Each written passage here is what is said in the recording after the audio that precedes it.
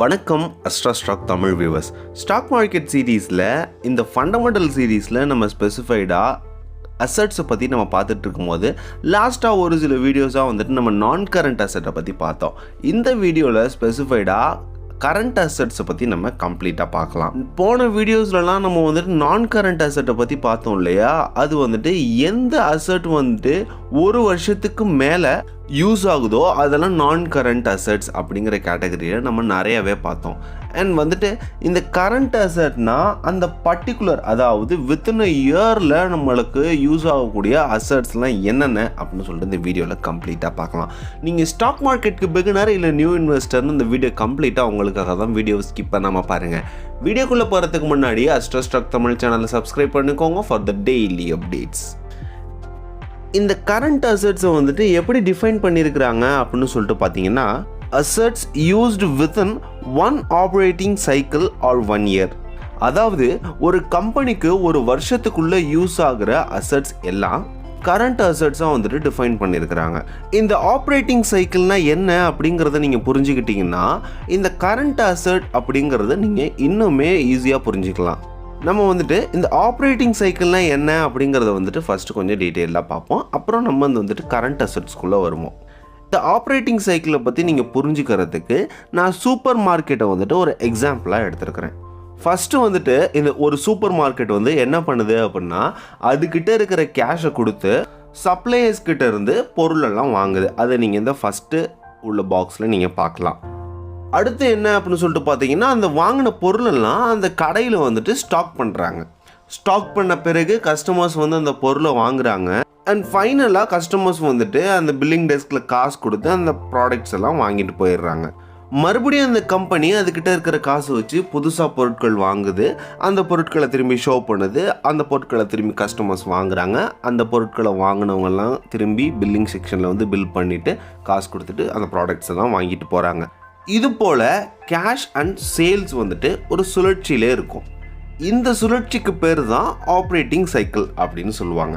இந்த operating cycle பார்த்தீங்கன்னா first கேஷ்ல இருந்து ஆரம்பிக்கும்.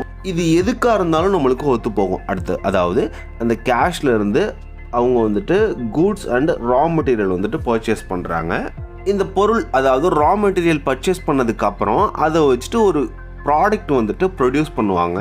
ப்ரொடியூஸ் பண்ண பிறகு அதை வந்துட்டு செல் பண்ணுவாங்க. செல் பண்ண பிறகு அதை செல் பண்ணும் போது கஸ்டமர்ஸ்டேருந்து கேஷ் கலெக்ட் பண்ணுவாங்க. மறுபடியும் அந்த கேஷை வந்துட்டு வச்சு ஒரு ரா மெட்டீரியல் வாங்குவாங்க. திரும்பி ஒரு குட்ஸை வந்துட்டு மேனுஃபேக்சர் பண்ணுவாங்க. திரும்பி கஸ்டமர்ஸ் அப்ரோச் பண்ணி செல் பண்ணுவாங்க. இது ஒரு சுழற்சியில் நடந்துகிட்டு இருக்கும். இதுதான் ஆப்ரேட்டிங் சைக்கிள். எல்லா கம்பெனி, எல்லா ஃபேக்ட்ரி, எல்லா மேனுஃபேக்சரிங்கில் உள்ள எல்லாத்துக்குமே இது வந்துட்டு பொருத்தமாக இருக்கும்.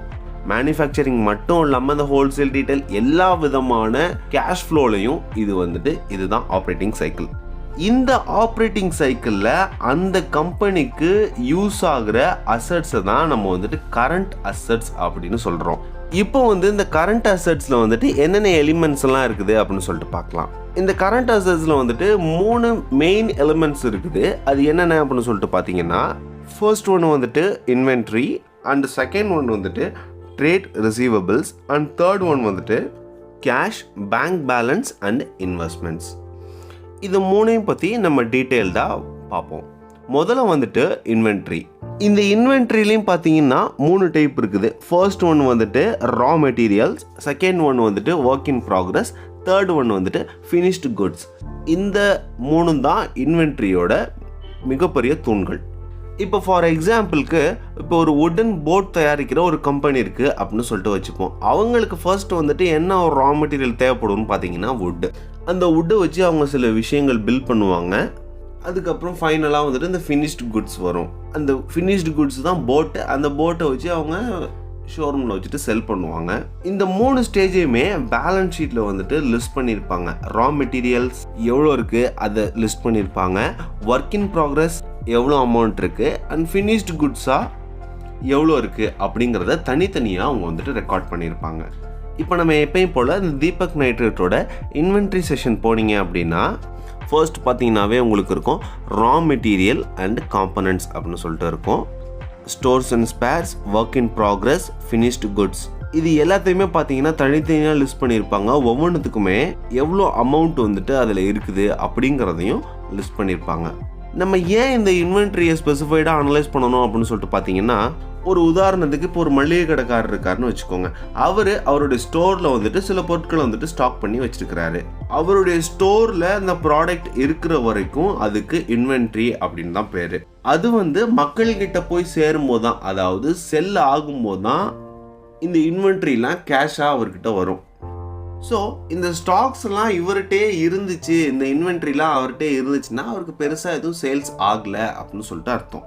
ஸோ இந்த மளிகை கடைக்காரருக்கு எது முக்கியமாக இருக்கும் அப்படின்னு சொல்லிட்டு பார்த்தீங்கன்னா, இந்த ஸ்டாக்ஸ் எல்லாம் எவ்வளோ ஒரு விற்கிறாரு, எவ்வளோ வந்துட்டு அதை கேஷாக மாற்றுறாரு அப்படிங்கிறது தான் ரொம்பவே முக்கியமானதாக இருக்கும். இப்போ ஒரு உதாரணத்துக்கு ஒரு ஸ்டாக் இருக்குது, அந்த மந்த்துக்குள்ளேயே நான் அதை விற்றுட்டு கேஷாக மாற்றுறேன், திரும்ப ஒரு ஸ்டாக் வாங்குறேன், அதையே வந்துட்டு அந்த மந்த்குள்ளேயே விற்றுட்டு நான் கேஷாக மாற்றுறேன். இப்படியே பர் இயருக்கு வந்துட்டு 12 தடவை நடக்குது அப்படின்னா 12 தடவை இந்த இன்வென்ட்ரியை வந்துட்டு நான் டேர்ன் ஓவர் பண்ணுறேன் அப்படின்னு அர்த்தம். இப்போது இந்த மளிகை கடைக்கு பக்கத்துலேயே இன்னொரு மளிகை கடை இருக்குது அப்படின்னு சொல்லிட்டு வச்சுப்போம். அந்த மளிகை கடையில் அவருக்கு வர ஸ்டாக்ஸை 2 வாரத்திலேயே அவர் வந்துட்டு சேல்ஸாக கன்வெர்ட் பண்ணிட்டாரு அப்படின்னா, ஒரு வருஷத்துக்கு அந்த 2வது மளிகை கடைக்காரரு 24 தடவை இன்வென்ட்ரியை வந்துட்டு டேர்ன் ஓவர் பண்ணுறாரு அப்படின்னு சொல்லிட்டு அர்த்தம். ஸோ இந்த சுழற்சி, அதாவது யார் இந்த இன்வென்ட்ரியை ரொம்ப ஃபாஸ்ட்டாக ரொட்டேட் பண்ணுறா அப்படிங்கிறது ரொம்பவே முக்கியமான விஷயம் மார்க்கெட்டில். அதை வச்சு ஒரு கம்பெனி எவ்வளோ எஃபிஷியண்ட்டாக வேலை செஞ்சுக்கிட்டு இருக்கு அப்படிங்கிறத நம்ம ஈஸியாக புரிஞ்சுக்கலாம். ஸோ ஒரு இன்வென்ட்ரியை வச்சு நம்ம கம்பேர் பண்ணி அந்த கம்பெனியோட ட்ரேடை வந்துட்டு நம்ம ஈஸியாக புரிஞ்சுக்கலாம். நெக்ஸ்ட்டு வர பாயிண்ட்ஸ் எல்லாம் நம்ம அடுத்த வீடியோவில் கம்ப்ளீட்டாக பார்க்கலாம். சேஃபாக ட்ரேட் பண்ணுங்கள், ஹாப்பியாக ஏர்ன் பண்ணுங்கள். Have a nice day.